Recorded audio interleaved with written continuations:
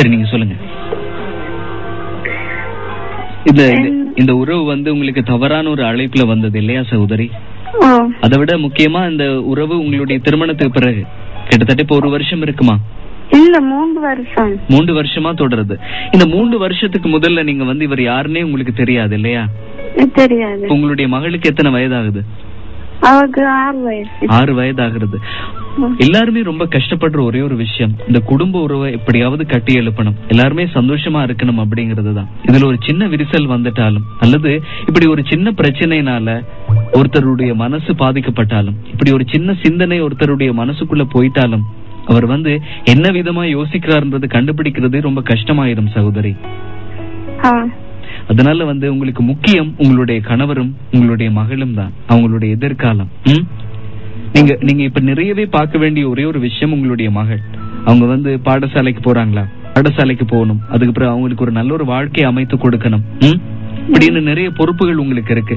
நீங்க ஒரு தாயா, உங்களுடைய ஒரு பெண் பிள்ளை உங்களுக்கு இருக்காங்க இல்லையா?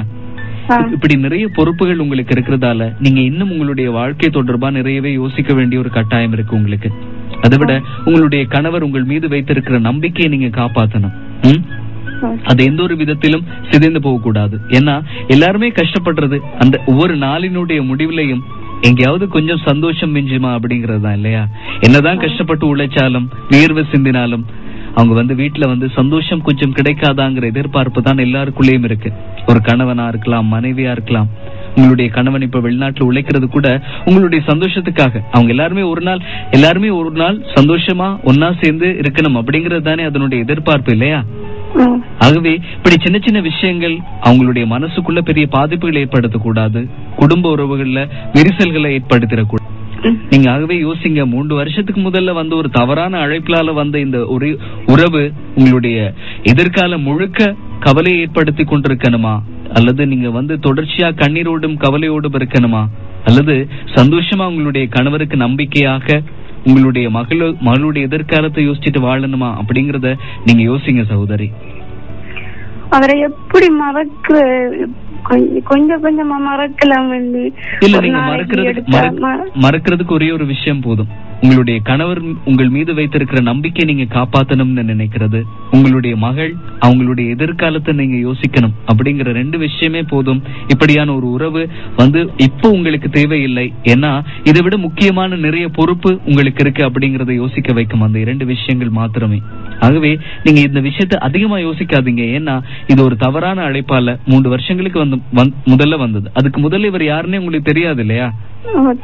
தெரியாது, அவர் எப்படிப்பட்டவர்னு தெரியாது. அவருக்கு ஒரு உறவு வரணும்னா அது எப்படி இருக்கணும்னு அவர் யோசிக்கிறார் இல்லையா? அவருக்கு ஒரு உறவு அதை நான் தேடிக்கொள்வேன். நிறைய பெரிய ஃபேமிலி.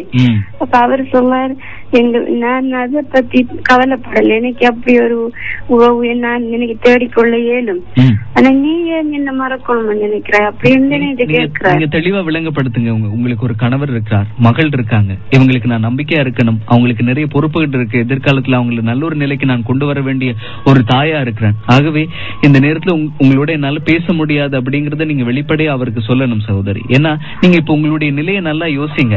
இந்த நிலையிலிருந்து நீங்க விடுபடணும். அதுக்கு 2 காரணங்கள் போதுமானதா இருக்கும் நீங்க யோசிக்கிறதுக்கு. உங்கள் கணவர் உங்கள் மீது வைத்திருக்கிற நம்பிக்கை, உங்களுடைய மகளின் எதிர்காலம்.